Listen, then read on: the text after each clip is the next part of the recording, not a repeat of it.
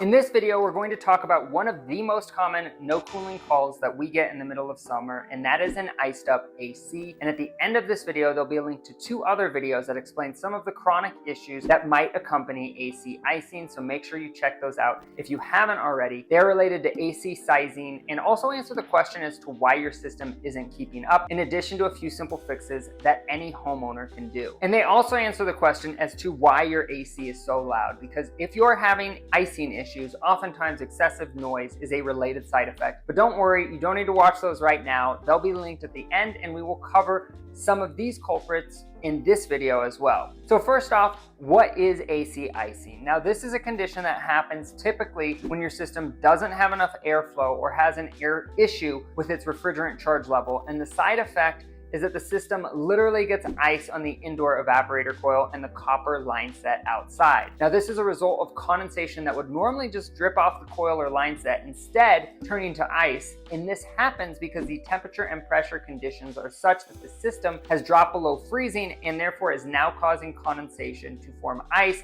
instead of draining off like it should. So if your system is icing, and there are often 3 major causes, and even our administrative staff is trained to address these when you call our office in the middle of summer, because these are very common fixes. Now, the number 1 most common cause is a dirty air filter. A dirty air filter causes your system to ice because you are not getting the required airflow needed for the air conditioner to run properly, as well as the side effect that I mentioned earlier, which is that the temperature of the refrigerant flowing through your refrigeration circuit drops below 32 degrees because it is not absorbing enough heat, which results in condensation that is turning to ice instead of draining off as water. Now, even if your filter is brand new, sometimes a high MERV rated filter, anything over MERV 8, is typically too restrictive, especially if it is only a 1-inch filter, and this can have the same effect because they restrict airflow so much. Now, if you do want to put in a high MERV rated filter because of allergens, the only way to really do this without causing system issues is typically a high performance 4-inch or 5-inch thick filter. It may be counterintuitive, but the reason that a 4-inch or 5-inch filter works better is because it actually has more surface area and actually reduces your static pressure compared to a 1-inch filter, which in summary means your system will function properly because it has better airflow. So if your system is icing right now and you haven't changed your filter in several months or ever, after you finish watching this video, that would be the first thing I would check. Now, when you do pull the filter though, keep in mind you'll have to turn off the AC and let it thaw, and oftentimes running the indoor fan can speed up the thaw process, and that's just a little tip. Now, common cause number 2 is closing too many vents in your home. The most common time we see this is when people are trying to force airflow to the upstairs because it's much hotter upstairs than it is downstairs. But the way they try to do this is by closing all of the vents in the house on the main floor. And this is actually going to have the opposite effect and create a condition of reduced airflow that again will cause the system to ice. Now, a better simple solution is to set your fan to on mode instead of auto on the thermostat. And the reason is because the fan will keep circulating air throughout the day and mix the cool air from the basement and lower levels with the upstairs air, even after the air conditioner has satisfied the temperature on the main level, which is typically where the thermostat is. Now, this is a simple hack and it can drastically reduce the temperature upstairs. Keep in mind, you don't have to do this year round. You can literally only do this on the days where it's very hot or very cold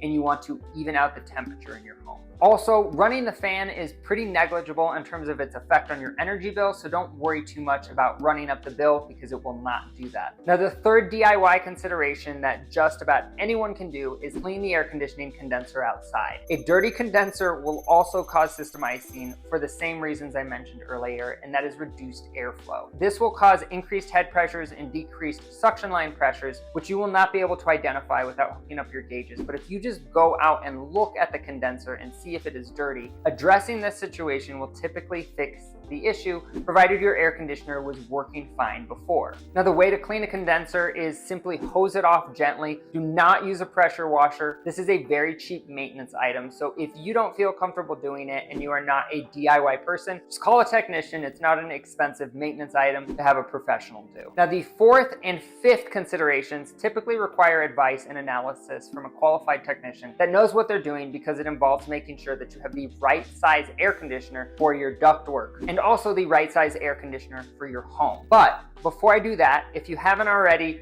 Please smash that like button and subscribe to the channel. It takes a lot of effort and time to put out videos like this, and it's a free way you can show your support, and it is much appreciated. And post a comment or question in the comment section below letting us know what you think. Did you find this information helpful? Did it fix your icing issue? We still have a few more points to touch on, but either way, we appreciate your input. And thanks for doing that. Now, let's get back to the fourth consideration we were just talking about, and that is duct sizing and airflow. Now, your air conditioner requires a minimum of 350 cubic feet per minute of airflow in order to function properly. So if you cross-reference a duct sizing chart with the size of your ductwork in your home, and then take that airflow number and divide that by 350, that will tell you whether or not you have enough airflow for your system to work properly. For example, if you have a 3-ton AC and have 3.5 tons of available airflow capacity, well, then the good news is you don't have a chronic ductwork related issue.